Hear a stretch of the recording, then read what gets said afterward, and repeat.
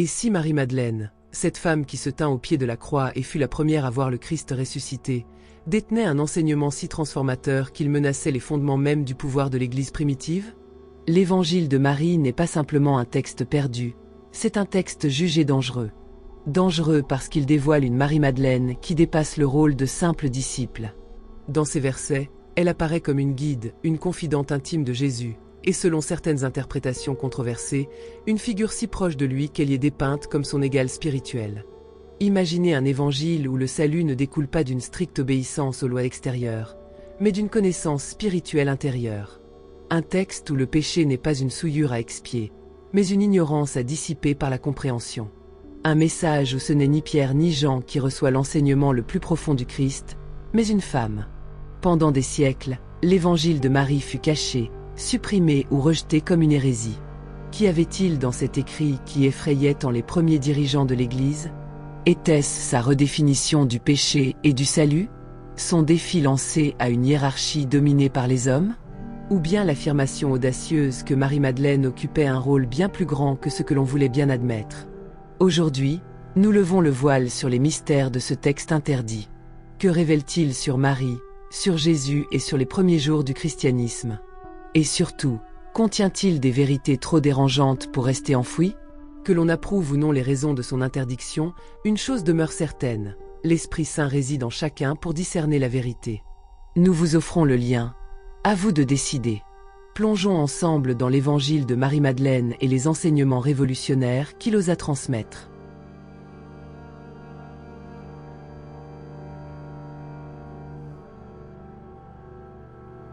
Pendant près de 2 millénaires, l'évangile de Marie est resté dans l'ombre, oublié par l'histoire et ignoré des canons bibliques officiels.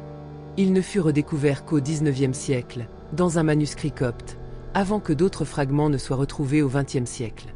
Pourtant, ce que nous possédons aujourd'hui est incomplet.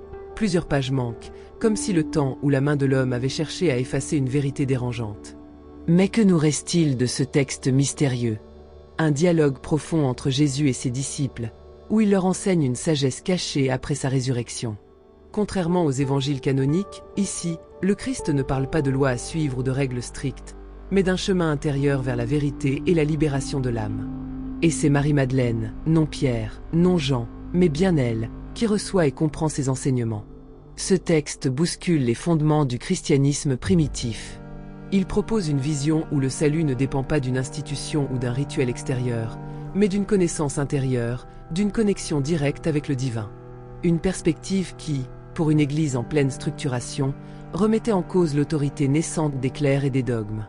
Alors, cet évangile a-t-il été oublié par accident ou délibérément écarté?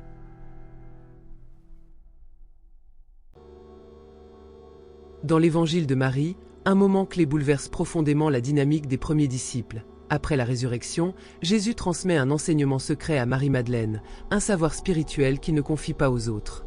Lorsqu'elle partage ses révélations avec les apôtres, une tension éclate immédiatement. Pierre, symbole de l'autorité masculine dans l'Église naissante, s'indigne et remet en question la légitimité de Marie. Est-il vraiment possible que le Maître ait parlé en secret à une femme, et non à nous? Devons-nous maintenant tous écouter cette femme? Face à cette opposition, c'est Lévi qui prend sa défense et accuse Pierre d'être trop intransigeant. Si le Sauveur l'a jugée digne, qui es-tu pour la rejeter?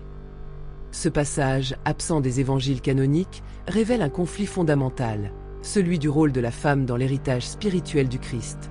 Pourquoi cette scène est-elle si importante? Parce qu'elle met en lumière une fracture au sein des premiers croyants. D'un côté, une vision où l'autorité spirituelle ne dépend ni du genre, ni du statut, mais de la compréhension intérieure.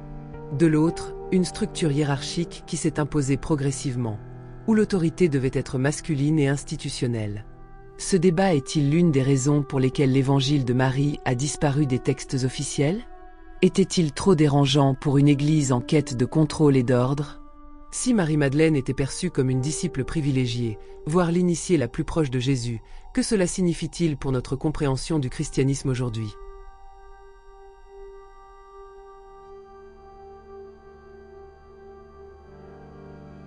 L'un des enseignements les plus troublants de l'évangile de Marie concerne la nature du péché et du salut. Contrairement à la doctrine chrétienne traditionnelle qui enseigne que le péché est une faute morale nécessitant expiation, ce texte adopte une perspective radicalement différente. Dans ce passage, Jésus ne parle pas du péché comme d'une transgression des lois divines, mais comme une ignorance, un état d'aveuglement spirituel qui maintient l'âme enchaînée à ce monde matériel. Il affirme que le salut ne vient pas du respect strict des commandements extérieurs, ni d'une hiérarchie religieuse, mais d'un chemin intérieur de connaissance et de libération. Le véritable défi de l'âme serait de transcender les illusions du monde physique pour retrouver sa véritable essence divine. Cette vision du péché comme ignorance et non comme culpabilité pourrait-elle être la raison pour laquelle cet évangile a été rejeté par l'Église naissante? En effet, si chacun possède en lui le pouvoir d'accéder à la vérité sans intermédiaire, cela remet en question le rôle des institutions religieuses comme guides exclusifs du salut. Ce concept se rapproche fortement de certaines traditions gnostiques, qui voyaient le monde matériel comme une prison et l'illumination spirituelle comme la clé pour en sortir. Alors, cet enseignement était-il trop puissant, trop subversif pour être préservé dans les textes officiels? L'un des passages les plus fascinants de l'Évangile de Marie décrit le voyage de l'âme après la mort. Contrairement aux enseignements traditionnels sur le paradis et l'enfer, ce texte parle d'une ascension spirituelle à travers plusieurs étapes, où l'âme doit surmonter différents obstacles avant d'atteindre la véritable lumière. Ces obstacles ne sont pas physiques, mais symboliques. Ils représentent les attachements au monde matériel, les illusions, les peurs et les désirs qui retiennent l'âme prisonnière. Marie décrit comment, lors de son voyage, l'âme est confrontée à des forces qui cherchent à l'empêcher d'avancer.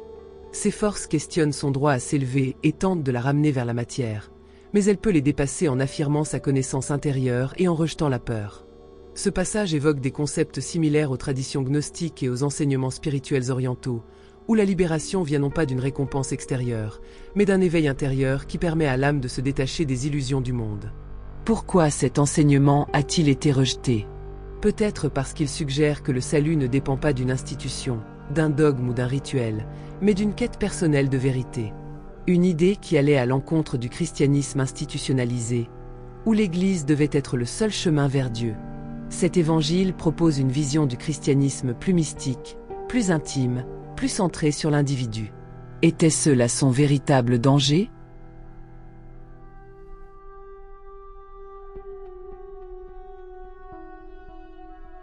L'évangile de Marie n'est pas simplement un texte perdu. Il est une autre vision du message du Christ, une perspective où le salut ne dépend pas d'une autorité religieuse, mais d'une quête intérieure.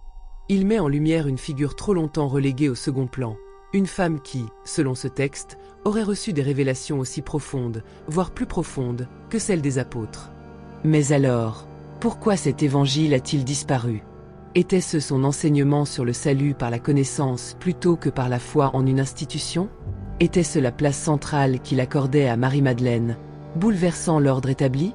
Ou bien son message trop puissant, trop subversif, remettant en question les fondements du christianisme naissant? Quoi qu'il en soit, aujourd'hui, ces pages oubliées refont surface, et une question demeure: sommes-nous prêts à les entendre? Si ce sujet vous passionne, abonnez-vous et activez la cloche pour ne pas manquer d'autres révélations sur les textes interdits et les mystères oubliés. Dites-moi en commentaire, pensez-vous que l'évangile de Marie aurait dû être inclus dans la Bible? Pourquoi ou pourquoi pas?